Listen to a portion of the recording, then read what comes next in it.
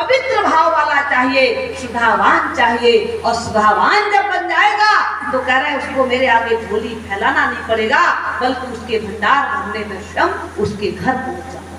बिन मांगे देता है वो तो ऐसा दाता है, बिन मांगे देता है वो तो ऐसा दाता है, बिन मांगे देता है वो ऐसा दाता है, बिन मांगे देता है वो ऐसा दाता है, बिन मांगे देता है वो तो ऐसा दाता है, बिन मांगे देता है वो तो ऐसा दाता है। सबको बोलना पड़ेगा कि बिन मांगे देता है वो तो ऐसा दाता है, बिन मांगे देता बोलो वो तो ऐसा दाता है।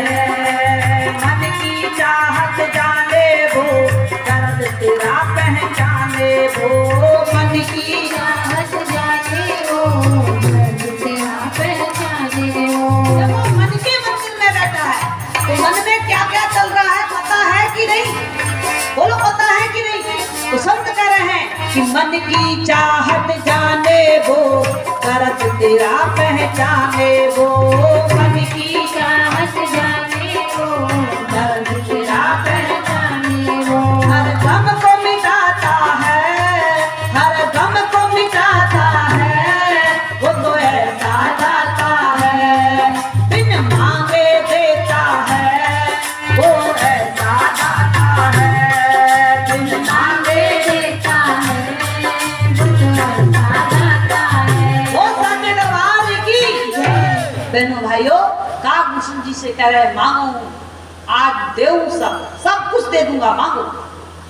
जटायु को कहे मांगो, तो बोलो मांगने को कहा है या बिना मांगे देने को भगवान कह रहे हैं कि नहीं कह रहे? बिना मांगे।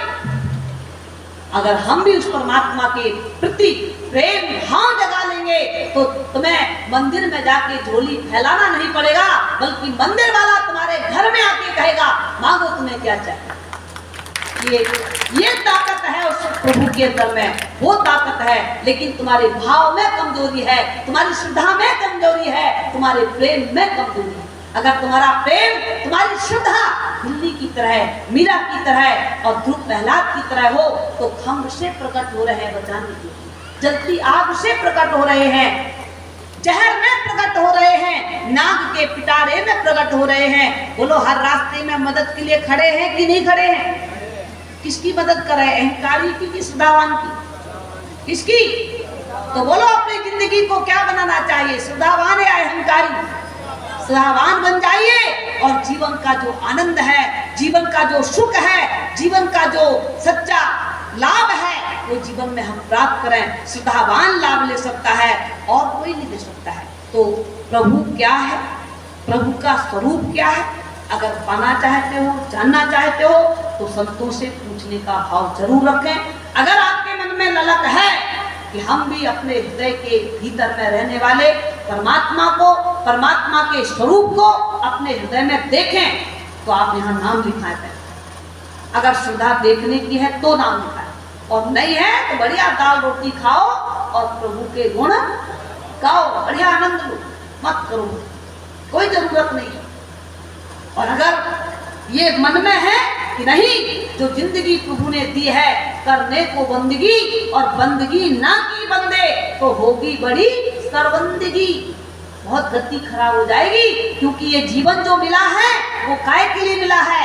ये भजन के लिए मिला है, ये प्रभु के ध्यान के लिए मिला है, ये प्रभु के सुमन के लिए मिला है, और भजन के लिए मिला है। और भजन ही नहीं करा तो सही है ना? फिर भजन के लिए जिंदगी मिली है। भजन क्या है? भजन परमात्मा का जो तुम्हारे हृदय में है।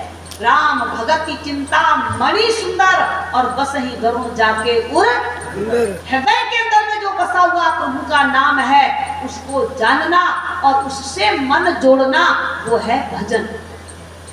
जो तुम्हारे भीतर है, तुम्हारे शरीर को चलाने वाला, बस चलाने वाला कहाँ रहता? बस के भीतर की बाहर?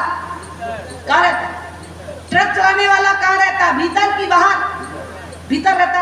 ट्रक चलाने वाला ट्रक के भीतर, जीप चलाने वाला जीप के भीतर, जहाज चलाने वाला जहाज के भीतर, और ये शरीर चलाने वाला मंदिर में।